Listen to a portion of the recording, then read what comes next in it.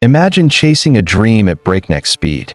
The roar of the engine, the thrill of victory, and then twisted metal, fire, and silence. Superbike racing isn't just a sport. It's a dance with death at over 300 kilometers per hour. And sometimes, death doesn't blink. Today, we're talking about the riders who never stood up again. Before we start, like this video if you want more intense real-life racing stories. Comment where you're watching from and the time it is there. Subscribe and turn on the bell so you never miss another story. Welcome to Humans Are Whack. And now we begin. Berta Viñales was only 15 years old. Not a veteran, not a legend. Just a kid who loved motorcycles and was already fast enough to race on the world stage. On September 18, 2021, Dean was competing in the World SSP 300 race at Jerez, Spain, a category known for being tight, aggressive, and terrifyingly close.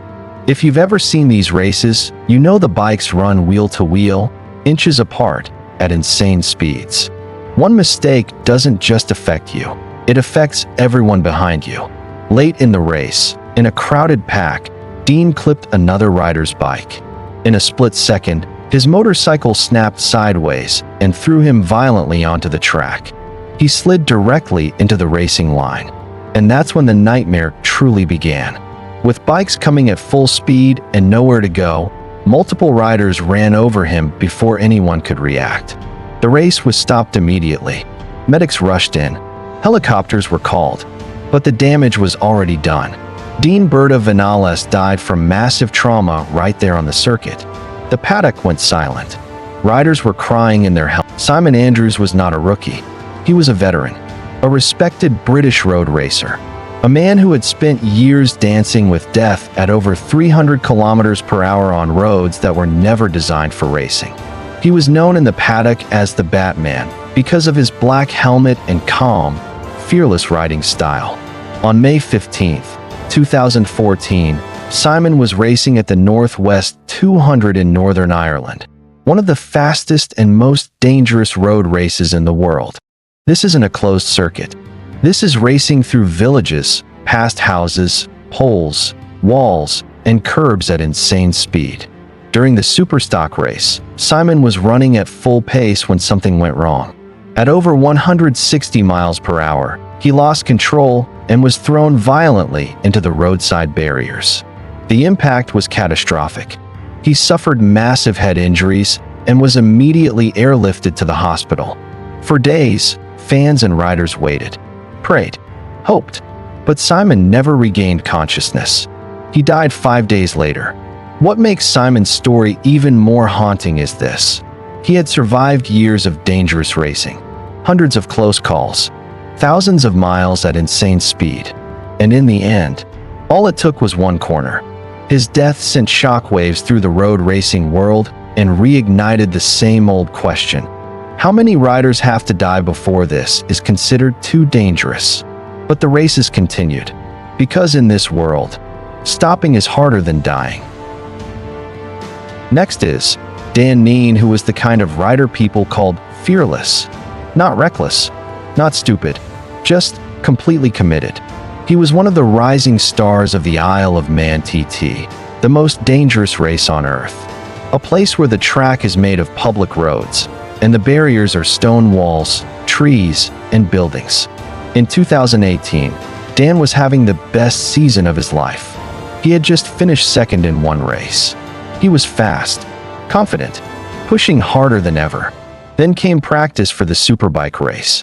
At a section called Churchtown, Dan lost control at high speed and was launched into a wall. The impact was devastating. Medics reached him quickly. He was airlifted to the hospital. At first, there was hope, but later that day, Dan was pronounced dead. He was 30 years old. What makes this story even more brutal is the cruel timing. Just days earlier, he had said he felt invincible that year. He was riding better than ever. And the Isle of Man TT, the same race that builds legends, reminded everyone of its real nature. It doesn't care how good you are. It doesn't care how ready you feel. It only cares how fast you hit something. Dan didn't die in a race. He died in practice. proof that in this sport, you don't need race day to die. If you're finding these stories intense, take 1 second to hit the like button. It really helps this channel grow. And if you love dark, real, unbelievable human stories like this, subscribe to Humans Are Whack and turn on the notification bell so you never miss an episode. Also, tell me in the comments, where are you watching from and what time is it there right now? Next is Daley Matheson, who was known as one of the calmest, smoothest riders on the road racing scene. Not loud, not flashy, just fast and incredibly precise. He had already proven himself at the Isle of Man TT and the Northwest 200. He wasn't chasing fame, he was chasing perfection. In 2019, Daley returned to the Isle of Man for practice week. The weather was good, the roads were dry, everything felt normal. Then, during a practice session near Snubburrow, something went wrong. At extreme speed, Daley lost control and was thrown violently from the bike. The impact was massive. Marshals reached him almost immediately. He was airlifted to the hospital, but just like so many before him, he never made it. Daley Matheson was pronounced dead later that day. He was 27 years old. What makes his death especially haunting is how routine the day was. No storm, no chaos, no warning, just another lap, just another corner. And then it was over. The Isle of Man TT had taken another life. And once again, the same truth was written in blood. In road, Jarno Saarinen wasn't just fast. He was revolutionary. A Finnish rider who completely changed how motorcycles were ridden, hanging off the bike, attacking corners, riding in a way nobody else dared to at the time. Many modern riding styles exist because of him. By 1973, Jarno was at the peak of his power. He was the reigning world champion. He was winning everything, and many believed he would dominate the sport for years. Then came the Italian Grand Prix at Monza. On the very first lap of the race, at terrifying speed, something went wrong in the pack. One rider crashed. Oil spilled onto the track. And then, chaos. Multiple bikes hit the oil at full speed and slid uncontrollably into each other.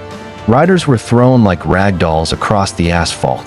Jarno Saarinen was among them. He never stood up again. Another rider, Renzo Pasolini, was also killed in the same accident. 2 stars, 1 corner, 1 moment, both dead. The crash was so violent and so public that it changed racing history. After that day, safety standards were finally forced to improve. Tracks were redesigned. Barriers were rethought. Medical response was upgraded. But for Jarno Saarinen, he became the symbol of a terrifying truth. Sometimes, the sport only learns after it kills its greatest talents. Marco Lucchinelli was fearless. Known for his aggressive riding style, he pushed every corner at maximum speed, always hunting the win. But in 1981, during a Superbike event in Misano, Italy, his luck ran out. The race was intense, bikes weaving, tires squealing, fans cheering. At over 250 kilometers per hour, Marco leaned into a corner that had already claimed minor accidents earlier that season. Suddenly, a mechanical failure in his suspension sent him skidding off the asphalt. Marco collided violently with the track barriers. The impact was so severe that he was thrown into the air before hitting the ground again. Though he survived, the injuries were catastrophic: multiple fractures, internal bleeding, and a season-ending recovery. It was a brutal reminder that even champions aren't invincible. That day, the Superbike world saw just how deadly mechanical failure combined with extreme speed could be. The crash sparked immediate safety reforms: better barrier padding, stricter bike inspections, and new corner warning systems, all meant to prevent another near tragedy like Marco's. Next is Pier Francesco Chili. His nicknamed Frank was a rising star in the Superbike world. He had a reputation for daring overtakes and fearless cornering, often skimming centimeters from the asphalt at blistering speeds. In 1994, during a nighttime Superbike race in Monza, Italy, conditions were far from ideal. Rain had made the track slick, and visibility was poor. Chile was pushing hard, chasing a rival, when tragedy struck. As he leaned into a sharp, wet corner, his bike lost traction, sending him sliding across the track at over 200 kilometers per hour. What made it worse? Another rider, unable to avoid the chaos, collided with him mid-slide. The combined impact threw Chile into the trackside barriers, causing severe trauma to his legs and ribs. Medics arrived within seconds, but it was a close call. Chile survived, but the accident changed his racing style forever. The incident also led organizers to enforce stricter rain protocols and mandatory visibility measures for night races, proving that even the most skilled riders were vulnerable to the unforgiving combination of speed and weather. Next is Chile and Slight, a New Zealander with lightning-fast reflexes and a fearless approach to overtaking, was known as one of the smoothest riders in the Superbike circuit. But even the smoothest can be caught off guard. During the 1999 Donington Park Round in England, Slight was battling for the podium in treacherous damp conditions. Approaching the chicane at high speed, a sudden oil spill from another rider's bike created a nearly invisible slick. Slight's front wheel slipped out from under him, and his bike flipped violently, throwing him across the track. Nearby riders barely avoided him, but one collided with his bike, compounding the chaos.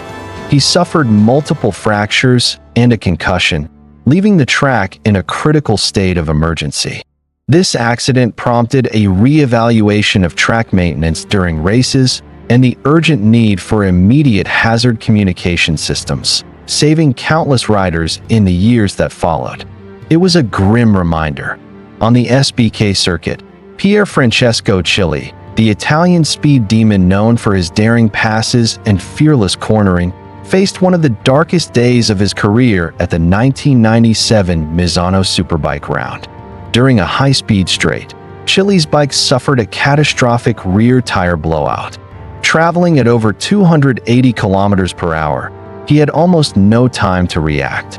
His bike tumbled violently, and Chile was thrown into the gravel trap, hitting the safety barriers with devastating force. The impact resulted in severe fractures and internal injuries. Emergency medics rushed to the scene, and the race was immediately red-flagged.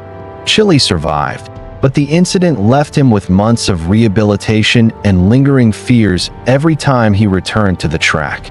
This accident highlighted the critical importance of tire inspections, track safety barriers, and rider protective gear, making the SBK circuit safer for future riders.